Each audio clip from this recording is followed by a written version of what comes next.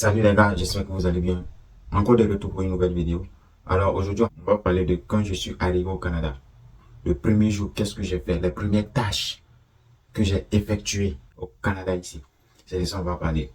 C'est-à-dire quoi? À travers cette vidéo, vous allez comprendre qu'est-ce que vous devriez faire quand vous venez au Canada ici pour la première fois en tant qu'étudiant ou bien, je sais pas, travailleur. Les premières tâches que vous devriez faire absolument pour ne pas gâcher votre vie. Ah ben oui, pour ne pas gâcher votre vie. Pour ceux qui ne me connaissent pas, je suis Chef Div, l'homme qui va vous aider à vous donner toutes les infos gratuitement sur la bourse d'études. Je dis bien sur la bourse d'études à l'étranger, sur les études à l'étranger en Tunisie, au Canada et dans d'autres pays. Et encore plus, je vous donne des informations sur les concours pour pouvoir accéder à des écoles prestigieuses comme l'INPHB ESATIC en Côte d'Ivoire, où c'est une école internationale.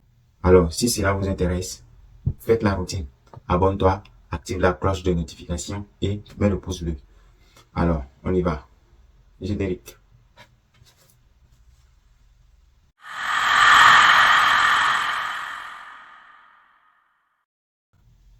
De retour.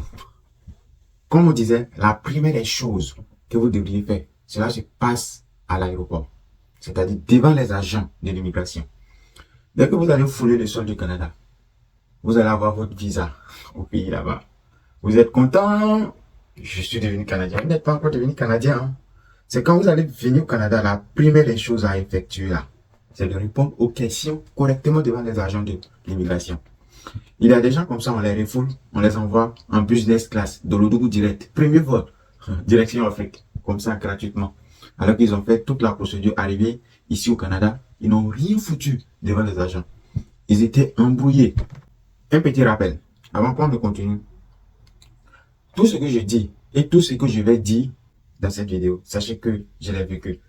C'est ma propre expérience, comme je l'ai dit quand je suis venu au Canada. Mais parfois, je vais utiliser le pronom je ou bien parfois, je vais utiliser des phrases exclamatives en vous donnant des conseils, quoi. Donc, comprenez que automatiquement, quand je vous donne des conseils, c'est ma propre expérience. Donc, vous allez prendre ça, vous allez analyser et vous allez adapter ça à vous. C'est ça qui fait la beauté de cette chaîne. En tant qu'étudiant, je vous donne ce que j'ai vécu et vous allez prendre ça pour pouvoir mettre ça en corrélation avec ce que vous vivez. Voilà, ce que vous vivez, c'est tout. On continue. On s'était arrêté aux agents d'immigration. Quand vous allez arriver au Canada, les gars, la première des choses là, ayez confiance, tranquille. C'est le secret. L'agent va faire tout pour vous déstabiliser. Restez zen. Quand moi je suis venu, je suis sorti, j'étais content, tranquille. J'avais fait au moins 8 heures. J'étais parti à Paris, de Paris, je suis venu ici au Canada directement. 8 heures. Oh, j'étais fatigué. Arrivé là-bas, on nous a dirigé vers l'immigration. On est parti, il y avait un Algérien devant nous. Regardez. La femme là, les Algériens, c'est pas tous les Algériens, mais la majorité ne comprennent pas. J'ai vécu dans un pays nord-africain, donc je sais de quoi je parle. La majorité d'eux ne savent pas bien parler français. Ils comprennent pas très bien. J'étais avec un Algérien, on a causé un peu, parce que j'ai la facilité de reconnaître, parce que j'ai vécu avec eux. Quand il est venu s'arrêter devant l'agent, moi j'étais assis sur la chaise. C'était une femme. Elle a commencé à choquer. Non, je comprenais rien de l'accent québécois. Il comprenait rien. Le type là, il comprenait rien aussi. Rien, hein. Ils lui ont donné un permis d'études fermé, c'est-à-dire, il n'a pas le droit de travailler hors campus. Si c'est pas dans l'université, il n'a pas le droit de travailler. Ah, ça, c'est pas fin. Si t'as pas eu de taf à l'université, comment tu fais? La dame lui a posé question. Le type tremblait sur lui.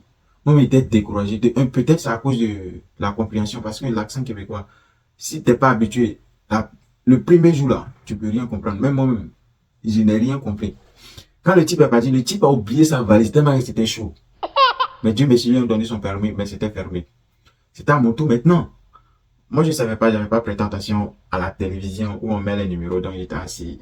Mon numéro a passé et après, des gens sont venus, ils voulaient passer. Moi, j'ai dit, ah, depuis je suis assis, on m'appelle pas, il y a quel blême. La dame a commencé à chier. Dieu, moi, je voulais mon permis, il n'y a pas parlé, il y a bois dessus, il n'y a pas parlé. Donc, il y avait une autre go qui m'a appelé à côté. Elle m'a appelé, je suis parti, elle m'a posé 3 questions seulement. Elle m'a posé la question, dans quelle université je suis? J'ai dit le nom de l'université. où je vais habiter. J'ai dit que j'avais des amis avec qui j'ai vécu en Tunisie, donc je les ai dit de réserver une chambre pour moi, donc je vais partir directement là-bas. Et la troisième question était de donner ma lettre d'admission. Donc j'ai enlevé ma lettre d'admission parmi mes documents et je l'ai remis. Et c'est après ça, maintenant, elle m'a donné un permis d'études. Tranquille. C'est aussi simple que ça. J'étais zen, je l'ai regardé, yeux dans les yeux, même pas tremblé. Donc les gars, si vous venez ici, on va faire une vidéo sur ça, les questions probables que les agents d'immigration peuvent vous poser là. On va faire une vidéo sur ça. Restez confiant de A à Z. Il n'y a rien. Si vous répondez là, mais si vous ne répondez pas, on va vous faire partir à Dolodo Business Class, premier vol à l'Afrique. Après ça maintenant, la deuxième des choses que j'ai fait après avoir dépassé l'immigration, j'ai pris une photo, j'ai fait des shootings à l'aéroport d'abord avant que mon vieux père est venu me chercher tranquille, on est rentré à la maison. Je suis venu un vendredi là. Donc quand je suis rentré à la maison, le samedi, dimanche, je ne pouvais pas parce que tout était fermé. Donc j'étais à la maison, tranquille, j'ai dormi, j'ai tout récupéré. Et après ça maintenant, le lundi à la première heure, qu'est-ce que j'ai fait? Je me suis réveillé directement avec mon vieux père. Il est parti m'accompagner. Il est parti m'accompagner directement pour aller faire quoi? Le NAS. Donc la deuxième des choses à faire, c'est le numéro d'assurance sociale. Qu'est-ce que c'est? Selon Wikipédia, le numéro d'assurance sociale est un numéro émis au Canada pour administrer divers programmes gouvernementaux. Ça, c'est Wikipédia. On va parler en termes clairs. Le NAS, le numéro d'assurance sociale, c'est quoi? C'est ça que tu vas prendre pour travailler. Pour faire tout ce que tu veux au Canada ici, c'est comme c'est ça ta carte d'identité. Tu as commis un petit délit, ils vont mettre ça. Tu as fait un bon truc, ils vont mettre ça. Un jour, tu fais quelque chose là, ou bien tu vas à l'hôpital, on met ton numéro, le 9 chiffres, ton NAS. Tout ce que tu as fait au Canada, du début jusqu'à la fin, dès ton premier jour au Canada, c'est jusqu'à tout va sortir. Donc, le NAS est très important. Ça, le NAS, tu peux même pas travailler, tu peux pas t'inscrire à l'école, tu peux rien faire. On va faire une vidéo sur ça aussi. Comment aller faire la demande du NAS. Vous ne pas dépendre de quelqu'un. Dès que tu viens, tu peux facilement aller faire ton NAS tranquillement. Donc, si tu veux vraiment, mets déjà le pouce bleu et on passe à la troisième des choses que tu dois faire. C'est l'ouverture de ton compte bancaire. Ici au Canada, tu n'as pas de compte bancaire, tu es handicapé 1000 fois. Pour ne pas exagérer. Tu dois absolument faire un compte bancaire parce que c'est à travers ça que tu feras les paiements à l'épicerie parce qu'ils vont te donner une carte de crédit. Quand tu vas commencer à travailler, ils vont te payer sur ta carte de débit. Parce qu'il y a deux cartes. Il y a la carte de débit, il y a la carte de crédit. La carte de crédit, c'est pour faire les dépenses. Ici au Canada, tout se fait en crédit. Tu vis bien, mais tout est en crédit. Après, tu vas payer un peu. Maintenant, il y a ta carte de débit où ton argent est stocké. Donc, tu as un délai pour payer tes crédits. On ne donne pas l'argent espèce ici. Hein. Tu donnes ou bien tu donnes sur ton compte bancaire. Tranquille. Si tu entraves sur ça, dans ça, on t'envoie de l'autre côté, business class, premier vol, vers l'Afrique ou bien vers ton pays là-bas. Donc, comme je l'ai dit, la première des choses, c'est à l'aéroport. Deuxième des choses, le NAS, numéro d'assurance sociale. Et la troisième des choses, c'est quoi? L'ouverture de ton compte bancaire. Si tu as fait ça, la quatrième des choses, c'est d'acheter une puce canadienne pour avoir ton numéro canadien. C'est aussi simple que ça. On va pas trop durer dans cette vidéo, mais c'est très important d'avoir une puce canadienne. Parce que tout ce que tu vas faire, ils vont te demander ton numéro. Et ça va beaucoup t'aider à communiquer avec la famille. Ici, c'est comme un abonnement. Comme chez nous, je connais pas, mais je pense bien, c'est presque partout en Afrique.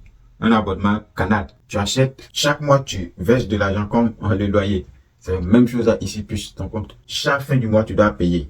Tu as appel illimité, gratuit. SMS gratuit, puis on te donne des gigas. Chaque fin du mois, tu payes. Tu utilises ou tu utilises pas, ils s'en foutent, tu vas payer.